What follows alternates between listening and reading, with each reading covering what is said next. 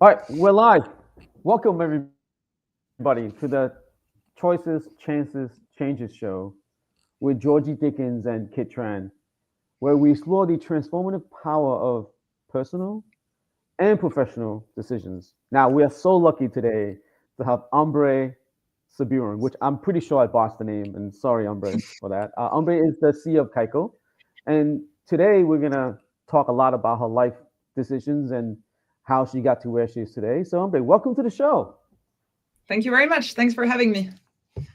We have been looking forward to this episode, and I know you well. You're part of a female leadership group that we're part of. We met through Yuval, CEO of Digital Asset, and so I know from our conversations today, this is going to be an incredibly valuable conversation. And we are going to talk about your company. You're the founder and CEO of Kaiko, but I want to rewind back to before you even started your career. And what was your first ever job, your first ever paid job? So my first ever paid job was computer classes to retired people in my neighborhood. And we started this business with my little brother, and we were teaching for about 50 euros an hour, which was huge, how to send emails and how to do very, very basic things to people that had no clue how to do it. And we figured this is, much more than we would do babysitting. So that's why we did this. I mean, 50 euros an hour. I'm thinking as a student, that is, you were being very well paid, actually, and also providing a very good service. And we can often reflect back on the jobs we had in our kind of formative years. And there can be some valuable lessons that have, that we've learned that really still show up in our leadership today. If you look back to that, teaching computers, what are some of the lessons that still stand for you? I think back then, and I was probably 14 or 15, it was really kind of, early years before we could start really having a job. What I realized is actually it's added value. If you have a skill that you know and that you can transfer and that you can teach to someone who actually really needs that skills and values that skill at a certain price, I think that is what I really realized. And specifically, it was about computers. And, unsurprisingly, the rest of my career was very finance and computer oriented. But yeah, I think I realized this is a skill and technology that has value and that people will be willing to pay a premium for. So you should refine those skills and keep selling them, I guess. Yeah, I love that. So find that value add.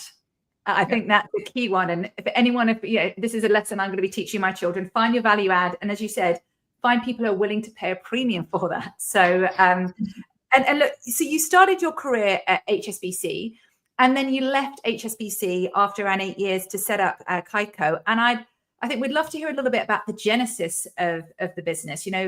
Where did the idea come from? What was the first thing you did to get started? So I guess it took me some time to make the move from HSBC into Kaiko. And where it all started, first of all, I got into crypto completely by accident early on. I was generally interested in technology in the field of money, health, and food. Those are three verticals that I'm interested in from a at the time small investor standpoint. And so I was subscribed to a bunch of RSS feeds. I remember when I was at HSBC back then, a lot of things were gatewalled. You couldn't go on some more indie news sources and everything. So I was subscribed to RSS feeds of blogs. And one day one of the blogs I was reading, which was about math and money, shared the Bitcoin white paper. And that was 2012. So it was only, 4 years in that I was at HSBC, and I read this white paper. I thought it's really interesting. I Googled it, and it turned out I was extremely lucky. There was a Bitcoin meetup happening the next week, and it was extremely underground. It was like a garage on Brick Lane, and there was a bunch of cypherpunks. It was a very different time for crypto back then, but it got me interested in the technology and what blockchain means.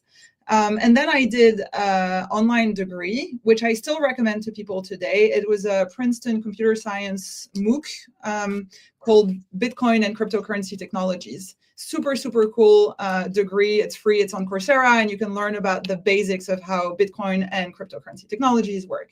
So I did this, and I kind of got into the Bitcoin crypto rabbit hole. And I was interested in the technology angle more than the cypherpunk angle. I'm still a banker at core. I see the value of banks, and I don't necessarily want to kill the banks. But it's only until a few years later, when Ethereum started, and that was 2015, that I understood what smart contract chains were, and realized the transformative power it could have on the capital markets industry. And here, it was not really about, censorship resistance or kind of, disintermediating banks. It was more about the potential for capital markets themselves to transform the way they execute operational workflows in a more disintermediated way, and thereby in a more efficient, secure, and cheap way. So I was really, really interested in the execution aspects of smart contracts. And I was doing back then, I was an equity derivative structure, and I was working on very kind of large syndicated lending deals that had a equity derivative component on listed equities. And there were sometimes 8 banks in those big syndicated deals. And so I was kind of suffering from the intermediated aspects of our industry, and working with middle office and back office and settlement and all the other banks and everything. And I was like, well, if we had this golden source of record of truth, and we all agreed at the primary issuance of the contract on a contract that is code, and we all agree to that, and we all agree that we have this shared ledger that is going to be the source of truth, this would be so much more efficient. And so it was really that operational efficiency aspect that really got me excited about crypto, or not crypto, actually blockchain, from an infrastructure standpoint. And then if you believe in that, which was my case, which I believe that there's going to be, we had like kind of the digitalization of finance, a decade ago. And I was like, the next wave of financial innovation from an infrastructure standpoint is going to be blockchainization of infra. And if you believe in that, what you realize is that the data inputs that you plug into the contracts to trigger the execution of the workflow is becoming much more critical than it already is today. And market data and market infrastructure is a critical component of capital markets today. But in an increasingly disintermediated execution workflow world, it becomes even more critical. And so that is what got me thinking about, I want to build a company that is at the intersection of market data, blockchain infrastructure, and capital markets. And that is kind of what really at the end, convinced me that Kaiko was the right play and that we would build that company. That being said, the road from back then to today has been, a long road. And it's only, I think, this year that we are seeing material capital market style financial applications being executed on chain. So that's a bit long, but that's the backstory. No, this is great. And before we zoom in on lessons learned over this journey the last decade, I want to go backwards a bit. Because look, sometimes our first professional career job or role, it's always the most memorable, and it also drives the way we operate a function, right? And so being at HSBC for 8 years, like, what are some of those lessons learned that you realize, like, it could be, hey, I see a boss and it's a terrible boss, and that's how we should not be operating at Kaiko, versus I see something that looks great, I'm going to copy that, right? What are some of those lessons learned that you've had in that 8 years? So I'm lucky that I had amazing bosses. And I'm not saying, maybe one day they'll listen to this podcast. So I'm not saying that because of that. My first and last bosses at HSBC have invested in Kaiko at the first pre-seed round. They're business angels, they're close friends today. So I was very lucky that I had incredible bosses that were very good mentors. And like really, I think, gave me a sense that you can be an extremely good pedagogue. Is that the word? Like, they really wanted to teach, I think. And that was, I'm very grateful for that. So honestly, can't complain about my teams and my bosses. And I really have a lot of respect for hierarchy in general. I think having a boss is important, and having a mentor is important, and like following rules and having structure. Like, in some way, Kaiko, I think, is a relatively traditional startup. We're not a very, degen startup. And I think I took most of the good areas of structure and having rules and having rituals at Kaiko. The one thing that I'm trying very actively to not kind of carry over was more not really directly related to management that I had at HSBC directly, but more about the kind of HR function that is here more to serve as a kind of gatekeeper from the company having to spend any kind of money or kind of having to do anything unless under threat in some way. And that is something that I have found very frustrating during my HSBC years, which was like every promotion, every meaningful upgrade to my employee situation was almost, obtained after threatening that I would go to a competitor, that I would leave, that I would stop. And until really the last time when I actually really left the bank. And at that point, I had more opportunities opening up. And I understand why it's that. When you have 300,000 employees, you kind of have to have pretty rigid rules. But I felt back then that the HR function was not necessarily a business partner or a very human resource, but more of a let's protect the financials of the company. And this is something I'm trying to not do at Kaiko. And try to be more meritocratic and really put the attention to high performers and not have to wait until they ask for something to actually tell them they're doing a good job, and beyond telling them, just actually rewarding them.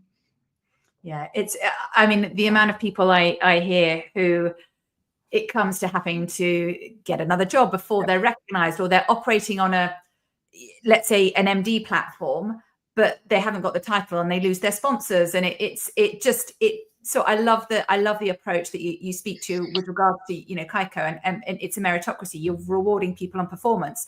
And that name Kaiko, look, it's a really interesting name. What's the story behind the name you gave to your company? The story is a cool story. I'll try to make it short because there's a long version. The original name of the company for Kaiko was Challenger Deep, and it's still our legal name in our legal docs and everything. Challenger Deep is the deepest point in the bottom of the Mariana Trenches, which is, the underwater deepest point on Earth. We thought Challenger Deep was a great name because it was like unexplored territories, and we're going to bring data and we're going to, explore those territories that was blockchain at the time, which was very obscure. Then we realized Challenger Deep is not a great name for a company, and it's not a 5-letter .com name. So then we found the name Kaiko, and Kaiko is actually named after the first successful Japanese submarine expedition that went down Challenger Deep and brought back scientific data for oceanographer and scientists to study Challenger Deep. And so Kaiko is the vehicle that brings the data to scientists to basically learn about, those unexplored territories. So we rebranded to Kaiko, but the legal name is still Challenger Deep. I love that story. And it's so interesting when you hear how those names came about, because it's so purposeful. There's so much meaning attributed to it. And look, I'd love to get a sense of, you left HSBC, you set up your own business, Kaiko, and you've been on that founder journey. And that founder journey isn't always an upward trajectory. There's, bumps and challenges, and there's a whole journey there. And I'm curious about, what has been the most rewarding thing for you about being a founder? So I would say one word, and then I'll expand a little bit on it. I think the one word is freedom. And I feel that I've been working more, and I didn't think it was possible to work more than when I was at HSBC. So I think you work more, and you can always, figure out how to work even more. But at least you're completely free on how and where you work and how and when you work. And the most important thing is, I believe, the freedom of choosing who you work with. And if you think about it, we spend more time with our coworkers than at home very often. Honestly, I spend more time in the office than at home. And so the quality of the people you see every day in the office, the quality of people you get your head around problems and celebrate wins and like go through hard moments and everything is so important. So I think the freedom as a founder is not even a freedom, it's the luxury as a founder to hire people that you find really great and to make them part of that team. I don't really like talking about business as if it was a family. Some founders are like, this is all one big family. They're not my family, but they're still people that I really, really appreciate seeing in the morning and spending time with. And that is a crazy luxury. It's interesting where you talked about freedom and you work more hours than ever before. You and I have both got an Aura ring. Have you got an Aura ring? I have the Whoop. I don't. I need to get one. But the data doesn't lie, and you realize how many hours you are working and the sleep. And not sleeping. Yes. So there is, there is a lot of transparency that comes with that. Kiet, what's coming up for you? Well, my curiosity is actually on the other side, that is, what's one thing that has surprised you about the founder journey? I think one of the things that is hard and that kind of surprised me, to be honest, is how people will always be nice. I think people are trying to be supportive, and by people I mean clients, I mean people that you meet at conferences, like whoever in the industry will always try to be nice and positive, and and just give you the positive side of things. Whereas what you need the most as a founder is the hard feedback, right? If you have a client who likes 5 things out of 7 and just tells you the 5 things he likes, you're really, really missing out on the 2 things they don't like and that bugged them, or that was an operational problem on their side, or whatever. So I think that it's surprising to see how people are very positive, people are very constructive, but getting real hard feedback, or even getting, sometimes when you hire and you ask for a recommendation, it's very, very rare. And actually, I think very precious to get somebody give you a negative feedback about someone, right? And all these things I think are surprising. And maybe the financial market industry was a bit more cutthroat. People were a little bit more like, I feel like when you're in the startup founder journey, people are like, have a bit more empathy because they know how awful it can be. And so they tell you all the good things, but you need to hear the hard thing. You need to hear the hard things. And very often people don't say that. So I think that's one part is, and it's so precious. So I'm putting this out there. If anybody listens to me and has issues with Kaiko, please tell me. And the second thing is, everybody talks about roller coasters and how you have really high highs and really low lows when you're a founder, and it's true. But one of the things that I find interesting and reassuring is, rather than roller coasters, I would describe the journey as like it's waves more than roller coasters, in the sense that you have that inertia of the wave pulling you back and pushing you back, in the sense that all of the work that you've done for a period of time, the moment where you're in the low and you're kind of being pulled back away from the shore and you're like, oh my God, my business is going to fail, you kind of have some of the inertia of the good things you've been building over the past month that kind of delivers and everything. So you have this perpetual wavy, I think, kind of cycle during the startup journey that is almost reassuring to know that when you're coming down, there's something that's going to kind of pull you back up again. I love the wave analogy. You mentioned, I want to just rewind. You said, what you need most as a founder is the hard feedback. You need someone who would give you those truths. You might have, there may be 7 data points, 5 are positive, 2 are more negative or constructive, and they'll give you the 5. How, let's say you are, on the receiving end and you're very aware they've given you all the great stuff. How do you interrogate to get the extra 2, like the 2 pieces, which is that hard feedback? I think so. We've done NPS surveys and stuff like that we send to all of our clients, thinking, if we put a framework, people are going to give you the harder, if you put a box saying, what do you dislike, or what were your pain points, you kind of think people will say more things. So we've done that, and it kind of worked a little bit. But otherwise, I think we should ask for negative feedback more. Like when we close a deal, we should even put it as a process of asking, we're so happy to welcome you as a customer, welcome on board, And by the way, was there something that bugged you during the sales process? Like we should, but you need to ask for it. And I think we need to make it a routine of asking for the hard truth, which is not necessarily part of the sales pitch. Salespeople, it's their job. They focus on the positives, not necessarily the hard things. What's interesting is what you raise is throwing the 17-year journey of market, the customers that we end up building the deepest relationship with, when we did something wrong and we had to go and fix, right? The hard one. Those are the ones you built the most trust over time, right? Not the easy ones. Yeah. And it's interesting that you highlight that, because that's an extremely valid point. And you said, again, to rewind before that, you talked about people, and I'm wondering, what are the qualities you look for in the people that you hire? Because I imagine there's some commonalities to if you were hiring for your team at HSBC, but then there's certain nuances or certain qualities that stand out for being in a growth firm. Well, what Georgie's asking is, if Georgie and I were to apply for a job, we would get hired. I get it. Give us the hard truth. Go on, hard truth. So I'll tell you what I look out for. Experience is a thing, but for me is not the number one thing. For me, the number one thing well, actually things I would say is, obviously you want intelligent people. You want people that are structured, their brain works, right? That's it's like experience. Their brain works and they have relevant experience. Okay, great. I think the three things that really matters is EQ. The ability to really navigate people around an organization and stakeholders and like manage client situations and, be able to really have that level of emotional intelligence and being able to manage people's situation. And honestly, most of the time it's all about people, right? When you can solve everything with the right approach from an EQ standpoint. Curiosity is one of my favorite qualities in people. I'm like, even if you don't have the experience, if you have the brain properly structured and curiosity, you're going to get the experience and you're going to learn really fast.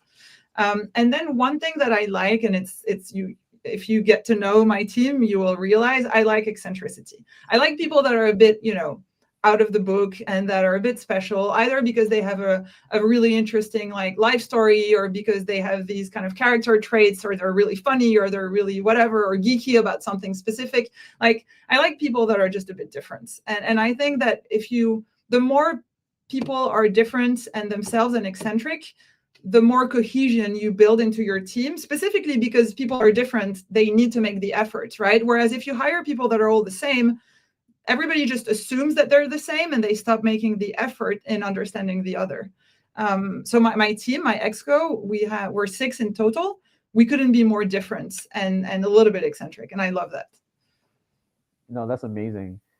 Now, so you get to pick the team to work with, but I'm sure there's challenges. So what are some of the toughest challenges you face in those past 10, 11 years of, running Kaiko? I think I would say the one big challenge we've faced over the past 10 years is time to market. Like what I told you about the vision about capital markets are going to move to on-chain rails, and we're going to execute, syndicated contracts with everything we just said before. That was something I sold to investors 10 years ago. And it is only this year that we are seeing material, solutions being developed using that. And so, maybe it's the problem of founders as well. You have this vision, you have this conviction, and you try to push it. And because you're in it day and night, you think things are going to happen so much faster. And managing the timing perspective from the startup timelines to talking to financial institutions that have actually very little incentive to change something that works, because that's the truth, right? We're not talking about fixing something that is not working. We're talking about making something that already works more efficient. And so the duality of the timing, or the perception of what is a year in the life of a startup, a year is a lot. For most startups, a year is 50% of your runway. And for institutions, a year is like, 4 quarters, and it just goes like that. So the time to market and the time perspective, I think, is a really difficult one. We've been very, very good at Kaiko at managing our cash and our cash burn in order to ensure that we would always have time. And for me, time is a luxury for a startup. So I would say that is the hardest thing. And the speed at which this acceleration of capital markets on chain is now happening is also scaring me, because now I'm afraid that we've been so early for 10 years. I'm afraid of waking up one day and being too late, and realizing that some other companies have done things and where we were not positioned and everything. So the time is something that actually was very tough to manage, and still is. I'd love to pull the thread on the word time. You said time is a luxury, and take it into you as a person, because there are so many demands. You're a mother of 3 young children. You travel regularly. You're a founder. You're a CEO. How do you keep your equilibrium? I think the kids have a big role in driving me completely insane and keeping me completely sane in some way. Like they serve both purposes. I think they keep you sane because they give you perspective and they give you a reason for doing everything. And they also completely prevent you from multitasking work and playing with them. And honestly, like at the end of the day, when I come home, it's the 1 hour where I put my phone away and I actually play with the kids. And whether it's reading books about dragons or whatever, Olympus gods, and build Legos and build puzzles, all of that. Some people meditate, some people exercise. Like for me, that moment where I really just cannot think about work because I'm focused on them is a blessing.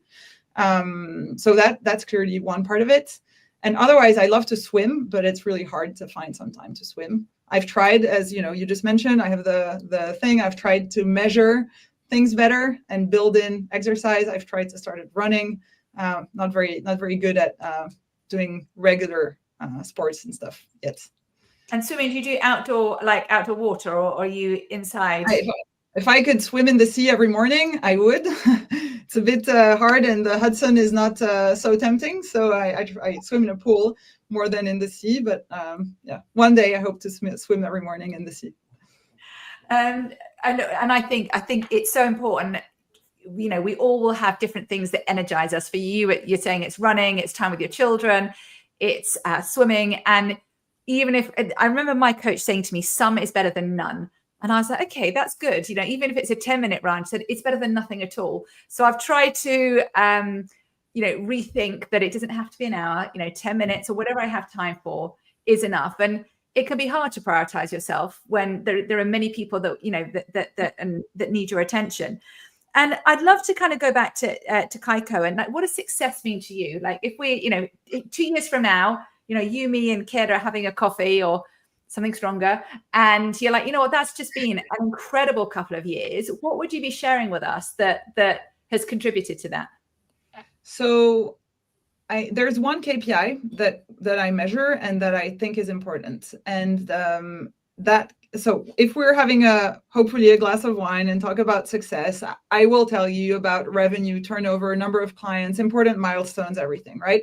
But if I had one KPI, I would look at employee retention. And it will probably resonate to Kiet with his market days. And I'll give a specific example. When I built Kaiko, and that is like almost at, the beginning, 2 years into starting Kaiko, I had an engineering team. I had a business team that was doing everything that was not engineering. And I did not have somebody in the middle. I was looking to hire my first product person to build the product team. And I hired a headhunter and I said, hey, there's this data company that I'm really impressed with. They have a great reputation. They have a great product. They're making money. Can you go and hire anyone on their product team? Because I need somebody to start my product team and bring that knowledge. And 2 weeks later, the recruiter calls me back and say, listen, I called every single person on their product team. Nobody wants to leave. And I was like, and I was offering better financial terms. And so I was like, wow, I was even more impressed by that company then. I was like, wow, actually, it's crazy, because if people want to poach from your company, it means that you're a successful company, that you're making money, that you have a great product. Like it embeds all of the more traditional success KPIs. But then the extra kind of golden nugget is that people try to poach and people don't want to go. Means that they're actually happy where they are. And I feel like I've also tried to hire somebody from market many times in the early days. He'll recognize himself if he hears this thing. And same, he didn't want to go. He just loved markets. And I was like, wow, if he loves markets so bad, I was offering him like a significant amount of equity in Kaiko to become almost a co-founder and everything. He was just so happy. And for me, that is an extremely strong KPI of a company's success. Is it checks all of the financial success boxes, but on top of that, people are so happy and faithful to the brand that they don't want to go. Kiet, I'm curious, what made market, like, when people are faithful to the brand, what was it about market that had led to that loyalty? I think the reality is, look, it's funny. People always think, hey, I want to launch a startup for the money. Actually, if you're focused on the money, you don't launch a startup because you go through a lot of years of pain, suffering, and living on ramen noodle budget, right? You join a startup or you work with a team to really focus on the challenge at hand, what you're trying to solve, the mission. And I think what held us all together, market, was we were on a mission. We had perspective how the world would look like one day and how we could play a big part in it. And every day we were problem solving for the industry. And I don't think people understand, like the early days of the CDS market, the credit market, there was not a lot of infrastructure, right? We had to build a lot of that. And now people take it for granted. because we put a lot of work to make it happen. And I think it was really because we were all mission driven. I think that's really what makes the big difference is, when you're on a mission and someone offers you more money, like, well, I'm not really here for the money. I'm here for look, money is the byproduct. Yeah. And so, everyone got blessed. I was a part of Market Journey. I'm sure you've all done quite well, right? But it was really about the mission and what we're trying to solve. And I think firms that have really conviction around the mission, what they're trying to do, that's the best way to create retention from that perspective. Yeah. Right. Yeah. And but also, you mentioned earlier around building flexibility, right? Our market was really about once we identify talent, we go all in. We don't wait, right? Like when I joined Market, within the first 18 months, I got promoted 4 times. All right. Yeah. Now, had that not happened, would I have been around for 17 years? I may not, right? Yeah. So I love what you said there, that, the mission driven. And I'm curious, Ambre, as you look back at your career, where you're at now, phenomenally successful, the business is doing so well. And there are many choices and decisions that have underpinned that. When as you kind of look back over your career and your life personally, what are some of those critical decisions that you think have really contributed to where you're at now?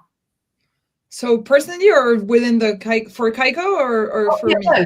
Yeah, but because again, you are a human being at the end of the day. Yes, you're a founder CEO. So I'd love both, please. For Kaiko, I think that one of the things that does distinguish us from some of our competitors is that we have been very, very cash cautious. And it was, I mentioned this, it's not, it was actually really hard in a world where in crypto land, people tend to, it's a little bit the Far West in some ways. People, access to capital was relatively easy at some periods of times. Actually, every time there's a bull market, access to capital is easy. So we're fighting in a competitive landscapes where people have done ICOs and people have a lot of cash and people are splurging on events and sponsorships and stuff. And I'm talking about the more general crypto industry. And so it's very hard to resist to the temptation of being a little bit addicted to VC funding and kind of raising capital and raising more capital. We raised our last round 3.5 years ago, right before the last big collapse of crypto with Celsius and FTX and everything. And so we were, I think, lucky that we raised at a good market timing, and we raised a decent round that was not crazy, but that was decent at a relatively normal valuation. And right when the market crashed, I completely freaked out. And we went into a very, very kind of, extreme kind of attention to costs mode. And honestly, it cost us. It cost us in marketing and visibility and brand recognition. It was a tough decision to make. Like, you've raised a really big round. We raised, $50 million, but you're going to not spend it. And today, so 3.5 years later, we have another, almost 3 years of runway, and we'll actually probably be profitable next quarter. And so that decision was hard, and it hurt people. Employees didn't understand why after raising a large round, you're being super careful. We froze hiring, we've cut things, we've changed offices. We did a lot of things that people didn't understand why you would do that after raising. But I think that was very important and has put us today in a really competitive position. And so I think from a Kaiko standpoint, I would highlight this, but I made enemies inside the company by taking these decisions. Personally, critical choices. Clearly, the crazy move of leaving HSBC for crypto data, in a world where banks would tell you you're going to get fired if you say Bitcoin in the office. But one day you'll run on crypto. So it was maybe the crazy move. And then the kids was probably I just went all in. I was like, if we're going to have kids, let's just have 3 right away, which was crazy in the context of Kaiko. But it was probably one of the best decisions. They're so funny. Yeah, and they keep you grounded. I think children are my biggest truth tellers. They say you've got grey hair, you've got lines in your forehead, you wobble too much, and I was like, wow, if we need the hard, you mentioned earlier on about the people who give you the hard truths. That's my children. But kids do. Children, again, there's so much we can learn from them about curiosity, learning. They just come with this. They have this childlike wonder that anything is possible, and I think. Yeah. When you're in the founder space, that anything is possible, like we'll just figure it out, problem solve, is they're wonderful characteristics. My daughter, I just got her a learning watch. It's called Flic Flac. It's the early kids brand of Swatch. And so she's learning how to read time. And I learned her that she should not wake me up before 8 a.m. And a few days ago, I go down at 8:30 and I said, why didn't you wake me up? And she said, yesterday you look really tired. So I thought you could sleep until 9. And she's 4. And I was like, okay, if you think I look tired and you feel that and decide I need 1 more hour of sleep, something's crazy. Yeah, well, do you know what? But what a lovely gesture! Like, what so sweet. And then the little one day, that's a really funny story. They came to my office, and there's like team building photos from all of the team buildings. And she saw one of like probably year 3 or 4 of Kaiko, which was 5 years ago. And my second, who's 3, looks at the picture and she looks at me. She says, "Is that you, mommy?" And I say, "Yeah, it's me." She goes, "Is that when you were young?" Yeah, just a few years ago, love. But in their world, 2.5 years is a long time. But again, children, hence sometimes it is good to ask, to get the feedback from them. You said a little while ago, you used the words freak out, when everything was happening 3.5 years ago, FTX, you said, suddenly freaking out. And I was wondering, how do you maintain, when there are unknown unknowns that there are so many things as a leader you can plan for, and there are variables that just are not within your control. So we can freak out. And it's then we have to, it's projecting that calm, that confidence. There's a plan. How do you manage those freak out moments? Like, tell us, I'd love to hear, what happens to you when you freak out? Like, what would we be observing? And then how do you manage that so that doesn't ripple out through your organization? So I'm really lucky that I have on my board, one of my board members. We are also friends, and he's been an incredible mentor. So when I freak out, generally I call him. He's the CEO of Ledger, Pascal Gauthier. He's been the original early founder of Kaiko. And so he's been on the story since the beginning. He's scaled Ledger. He has the perspective of running a bigger scaled company and has known the story. So whenever there's a problem, very often I call him for help first, and he gives me perspective and advice, and then I kind of, de-escalate, and then I go to my exco. But he's been, so having somebody that is more like an, independent board member almost, that you trust and you can reach out to, I think has been very important. And it's stronger than like, somebody that would be more like a pure coach, because he really understands the business aspects. So I now have a group of advisors that I know understand the industry, understand the business, and when I freak out, they are the ones that I call first. So that's interesting. I am curious, of course, aside from him, like, is there a founder that inspires you? It's going to sound cheesy after everything we said about markets, but honestly, the founder that has inspired me with pre-Kaiko and during Kaiko is Lance Ugla. I knew about him and I read about the market story from the HSBC days. I met him in person through General Atlantic when I was raising for our Series B 3 years ago. And he actually invested in Kaiko a year ago. So he's been now more of a, investor advice. He's one of the advisors around the table at Kaiko. And I don't think there's anyone in the world that's more qualified to help with Kaiko. So I would clearly name Lance as a founder. But yeah, that's an easy one. And you talked about earlier around the intentionality around the people you hire, the qualities they bring. And it also strikes me there's an intentionality around the people you surround yourself with. That group of advisors, people who they could be objective and yes, they have an understanding of your business, and being able to lean on those and actively leaning on those people when you are in we've all got our own words around, freak out, but in that panic mode to help bring order, to help bring clarity. And as you said, to help you with your perspective. Yeah. Actually, I think this is extremely precious, having people that are not into the day-to-day of the operational aspects of the company, but do understand the industry, and have this distance to the problems. I think is extremely, extremely important. So I have like 4 or 5 advisors today that are helping me navigate this world. Yuval is one of them. Lance is one of them. And there are a few more people that maybe you wouldn't know. But I'm extremely grateful for having access to them. Yeah. And I'm sure you're probably that person to others as well. because it's when we're in our own heads, we can't always give ourselves the advice we would give to others. Yeah, that's true. And actually, I'm a very people's person. So, you mentioned how it's crazy when you're kind of needed, every like 360 people need you, whether it's your kids, your siblings, your parents, work, colleagues, everything. I'm lucky that I derive a lot of strength from human interactions. Like, it doesn't drain me. It replenishes me a lot. When there are good people that I love and care for and everything, actually, it's, I don't find spending time with my family, even when it's very big, messy family meals, all these things are not draining me. They're filling me up. And I think that is something I'm very grateful for, because I know some people are drained. They do a family Sunday and they're dead. It boosts me, which is cool. Yeah. And which again is important to know what drains us. It's about self-awareness and what energizes us.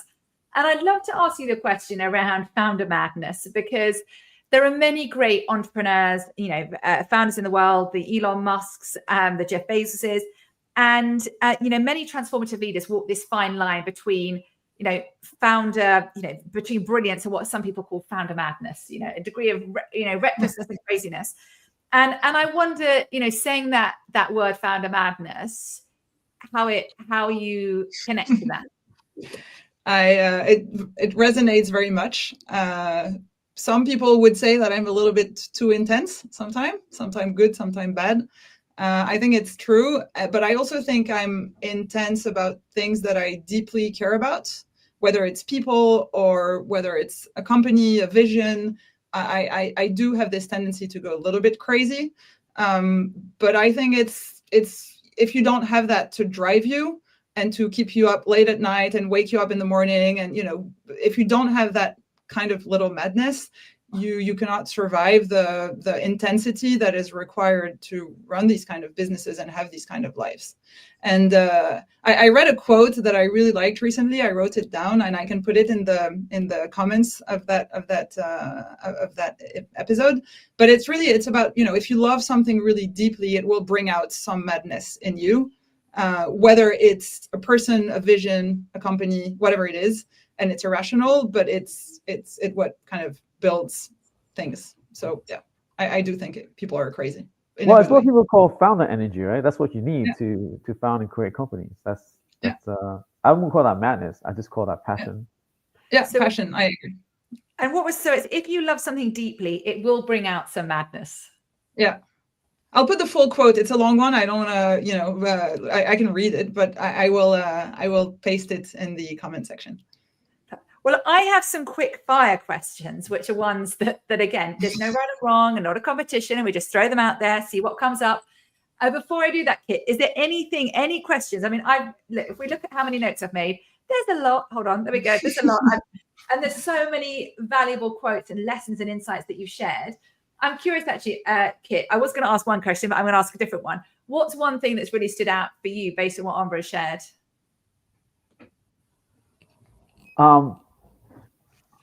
I think it was really having her managers at HSBC invest and really being on that journey involved. That stood out to me, because that speaks loudly of character, right? And having people around you. So it so does. And you said they're friends as well. So friends, investors, and former managers or former leaders of yours, right? Well, let me bring up these quick fire. And I said, and if you want to pass, because there is no score, so you could just pass. I was going to say the first one's a leader you admire, but we've gone with that. But actually, if we take ourselves out of our sector, another leader you admire, and it could be someone you know, someone who's not known to you. That's a good question. I need to think about that. Can I think about that while I answer the other fire questions? Yeah. One word that describes your leadership style. I would say positive. Positive. We like a bit of positivity. A quality you most value in others. Curiosity. Your go-to drink in a coffee shop. Single espresso, ristretto if they have. And how many of those do you have a day typically? Less than 5, usually 3. Okay. And I have a rule. I drink a lot of coffee between when I wake up until noon, and then I never drink in the afternoon. Sometimes I have my coffee before lunch, like my last coffee. So what time does your alarm clock go off? When it's not when I'm in New York, because I'm traveling constantly, I wake up super early, like 4 o'clock in the morning. When I'm in Paris, 7. Okay. Yeah. Early bird or night owl? Early bird. Early bird. Favorite musician? So my music taste hasn't changed since the 90s. So I was initially going to go with Bob Marley, but I've been told it sounds like I'm a junkie, which I'm not. So I will say Michael Jackson. Michael Jackson. And favorite song of Michael Jackson's? Beat It. Oh, Beat It. Yeah. Okay. This takes me back to my childhood. One thing you can't work without? My fountain pens. I write. I saw your scribbler also. I have these big old notebooks. I have dozens of them in the office, and my fountain pen. And I can't write with a ballpoint pen anymore. It's crazy. I love a fountain pen too. Again, not that I've wanted it, but I do love a fountain pen. And I know from what you've shared with me before, you're a foodie. So favorite dish ever? I don't think I'll go for a dish. I like things that are extremely simple, but very, very good ingredients. Like I can obsess about an olive oil or coffee beans or a very specific type of dark chocolate. Like I really like when things are simple and very, very good. And otherwise, if it's going to be a recipe, I would say anything that's been made with a lot of love and care. Like I love grandmother recipes. I love people that are passionate about whatever they cook. Like I struggle with fast food and fancy stuff. I like the authentic food and good ingredients. Yeah. Well, I love maybe a very typical response, maybe, but no. But what it comes up there is you say it's like with food, passion and positivity, and that's certainly been my experience of you in our conversation today. It certainly shines through in your leadership, and you said authenticity, and I think for leaders today, it's that it's about being authentic with more skill. You said. I think in one of our conversations, not today, but we talked about the importance of adaptability. So the ability to flex. Look, this has been incredible. I've thoroughly enjoyed this conversation. Kiet, I'm going to pass to you for a couple of comments from you. And I'm just going to then share some of my standout lessons, because I'm just going to have a look through my notes and then and pull out some of the key ones.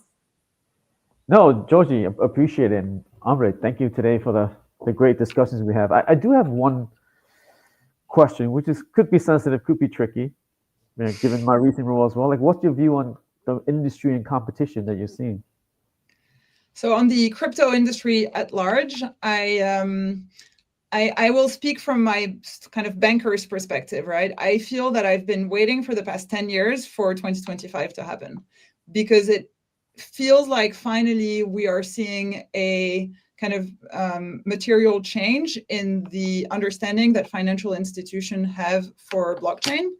We have seen, some forms of tokenization in the past years, but it was more kind of tokenization for the purpose of wrapping an existing traditional asset and then giving it access to different liquidity pockets, or like it was more of a distribution play, like getting crypto investors to be able to buy this asset on chain, things like that. It was not about what I find to be the interesting aspect, which is having this traditional asset live on a blockchain so that you can then do something with it that you will do more efficiently on chain than you would do in the traditional system.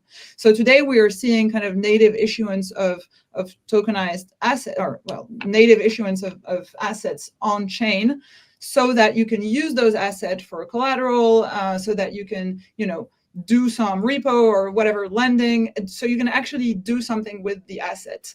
And I think somebody asked me yesterday over dinner around what do I think about stablecoin and tokenization. And I was like, well, I feel that tokenization in its 2025 form, which is tokenizing assets so that you can then do something, traditional financial applications with those assets, is the right play.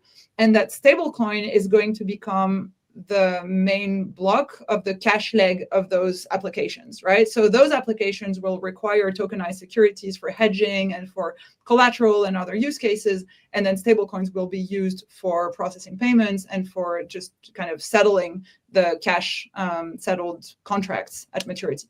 And I think that this current state of the crypto world has never been as advanced from that perspective in the past 10 years.